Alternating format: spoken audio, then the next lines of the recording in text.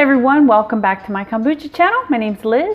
In this video, I'm going to talk about starter tea and I'm going to show you what happens to the tea when you add it.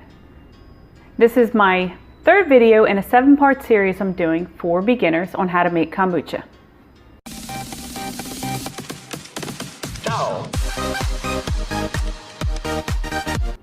So what is starter tea? Starter tea is just finished kombucha. I like mine to be at least 12 days old. Starter tea, what it does is it kick-starts the fermentation process with the bacteria and yeast, and it gets the ferment going. But it also lowers the pH of the tea to prevent mold growth. So what is a good starter tea? Like I said, I like mine to be at least 12 days old. The older it is, the better the starter tea is going to be. So these are my typical brewing vessels. Once the kombucha is done and I poured it out and I still have some finished kombucha at the bottom with the SCOBY. Sometimes I'll let that sit until I feel like making more kombucha. But what it does is it's going to keep fermenting and it's going to make the starter tea even stronger, which is a good thing. If you have a pH meter or pH strips, you could also use that. You want the starter to be anything under 3. I prefer anything under 2.5. But please note, you don't need one of those. I rarely actually check it. I'm going to show you later on in the video how to do that though. But you don't need it. You can just go by the days. So how much starter tea should you use? For my recipe, for a half gallon of kombucha or tea, I like to use a half cup. If I'm making a gallon of kombucha, like these jugs over here, then I'll use a cup of starter tea. So let's go ahead and get that pH meter and see what it does. First, I'm going to test the pH of the starter tea. Then I'm going to test the pH of the tea.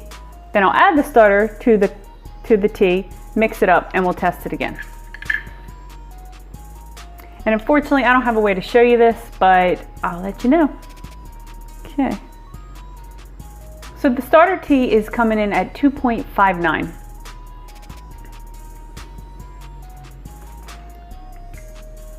Now let's test the tea. pH meter is reading at 6.24, so let's see what happens when we add the starter tea.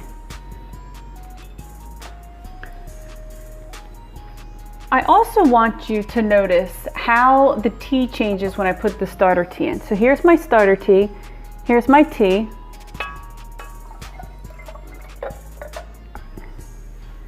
All right, changes it to look kind of murky, kind of reminds me of swamp water. Don't worry, your kombucha won't taste like swamp water, I promise. I'm gonna give it a stir. I don't usually stir the tea after I add the starter tea, but for the sake of the video, I am. And you can actually see the bits of the yeast, and that's what makes the water, excuse me, the tea murky. So let's test it out. It's going down.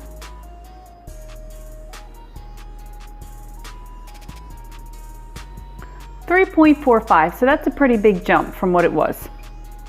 So this concludes the video. In the next video, I'm going to show you how to add your SCOBY.